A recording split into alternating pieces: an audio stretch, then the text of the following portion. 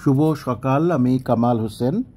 2012 সালের তৃণমূল সরকারের প্রথম আরএলএসটি রিজিওনাল যে টেস্ট ছিল, সেই পরীক্ষার ক্ষেত্রে কিছু অসঙ্গতি দেখা দিয়েছে, আর তার জন্যে বিচারপতি গত শুক্রবার প্রচণ্ডভাবে ক্ষিপ্ত হয়ে গেছে স্কুল সার্ভিস কমিশনের উপর। প্রসঙ্গত 2012 সালে ভূগোল বিষয়ে বারাসাতে তারিফ আলী বলে একজন ছাত্র, সে আরএলএসটি পরীক্ষায় বসেছিল এবং তার পরীক্ষা মেধা তালিকায় স্থানও ছিল।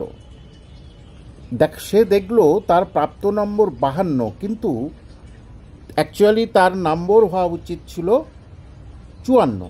অর্থাৎ পরিষ্কার করে লেখা আছে, স্নাতকোত্তরে যারা 50% বেশি নম্বর পাবেন তারা 12 পাবেন, অথচ তাকে ইচ্ছাকৃতভাবে 10 নম্বর দেওয়া হয়।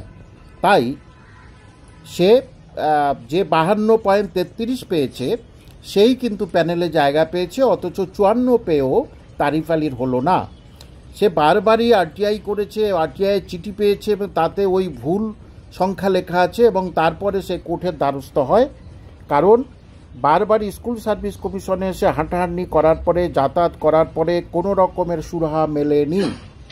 বাধ্য হয়ে কোর্টে আসতে শুরু হয়েছে এবং বিচারপতি পরিষ্কার করে বলে দিয়েছে আগামী 3 সপ্তাহের মধ্যে স্কুল সার্ভিস কমিশনকে হলফনামা দিয়ে জানাতে হবে কেন এই ভুলটা ইচ্ছাকৃতভাবে করেছে, এবং যদি এটা ইচ্ছাকৃতভাবে হয় তাহলে একে অবশ্যই ক্ষতিপূরণ দিতে হবে এবং একে অবশ্যই বিদ্যালয়ে পাঠাতে হবে।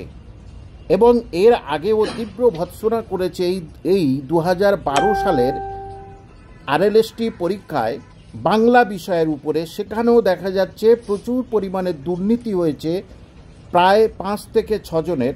সুতরাং দেখা যাচ্ছে 2016-র আগেও 2012তেও নানা রকমের অসঙ্গতি দেখা গেছে এবং বিচারপতিও তাতে প্রচণ্ডভাবে ক্ষিপ্ত।